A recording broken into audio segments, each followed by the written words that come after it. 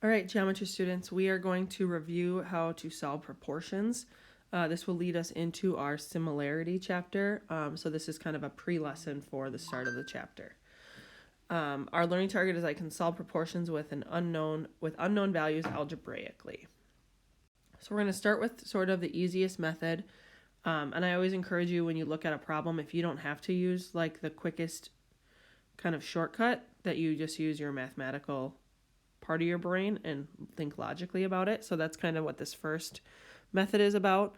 This first method, this is probably the first way that you learn how to solve proportions. You're going to look for a relationship between either the numerators or the denominators. So when I look at this first problem in my first method, I see that 7 goes into 21 3 times. And I multiply 7 by 3, I get to 21. That is going to hold true for the numerator as well. So this is a review from 7th grade. So in order to find my unknown value, I can just take my numerator times 3, so 4 times 3. So x would equal 12 in this case. Okay, same thing on the next one. I'm looking for a relationship between either the numerator or the denominator. In this one, I see if I want to get from 1 to 9, I can multiply times 9.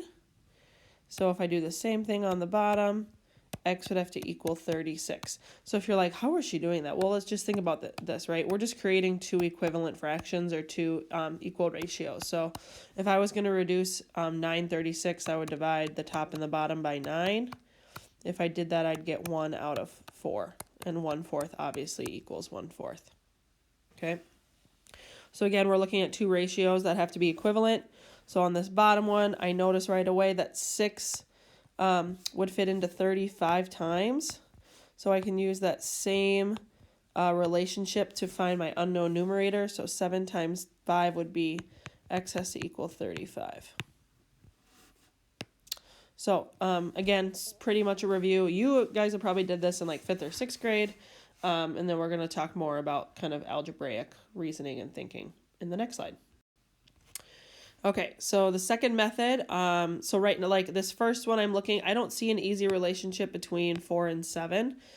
So that the previous way that I did it doesn't necessarily work for this, but an easy way to think about this is like 7 divided by x over here, right? Or sorry, excuse me, x divided by 7. So to undo a divided by 7, I can multiply this side by 7, and the two 7s will cancel each other out. And I'm also going to do the same thing to this side. So if I have 9/4 times 7, if you remember how to multiply fractions, I end up with 63/4. And that's actually as far as I can reduce. So 63/4 would be my answer. I could make it into it'd be 15.75, I think, as a decimal. But leaving it as a fraction would absolutely work. Okay. So on the next one, I have x over 2 equals 5/8. So to get rid of this divided by 2 that's going on with the x, because the fraction bar also works like division, I'm going to multiply this side by 2, multiply this side by 2.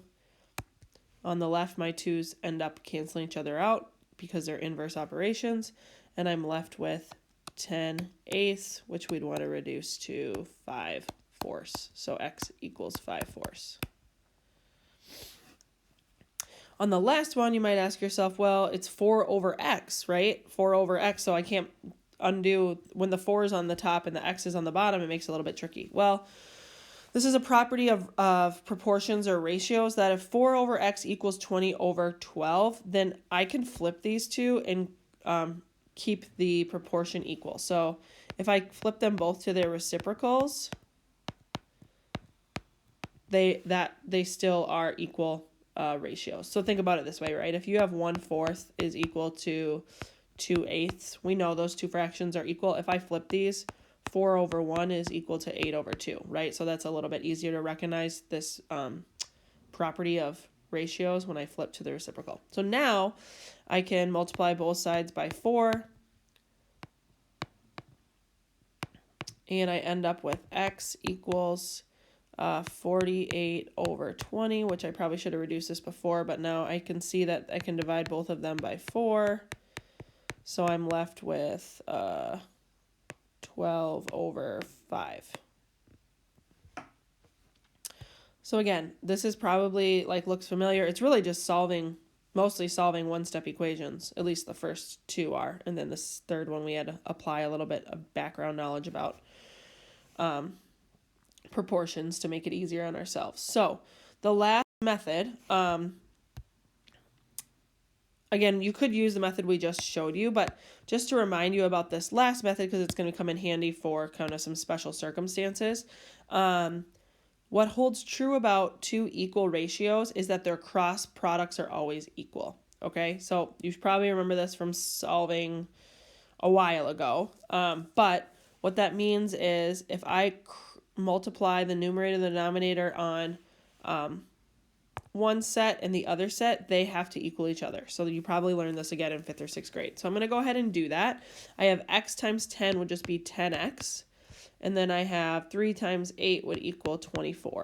So now I have a one-step equation. Most of you know how to do this in your sleep by now. You divide both sides by 10. You get x equals 24 over 10. That would be 2.4, or if we reduce it, 12 over 5 again, just like the last one. I'll change my color so you can see the difference here. Okay, so 2 over x equals 3 over 14. Again, not a super easy relationship between the two like we did on the first method, so I'm going to use cross products. And I'm left with 3x equals 28. Divide both sides by 3. I'm left with x equals 28 thirds. That's as low as we can go. We can just leave it in fraction form. And the last one, again, cross products. Sorry, I should have changed colors here.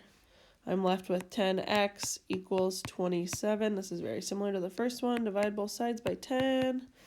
And that's actually as far as it can't be reduced anymore. So we're just going to leave it as 27 tenths, 2.7 if we want to change it to a decimal.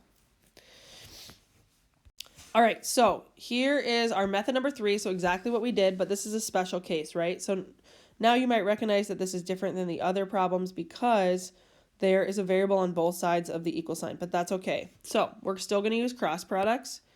I'm going to go ahead and do 8 times x is just 8x. Keep this nice and clean, but changing colors.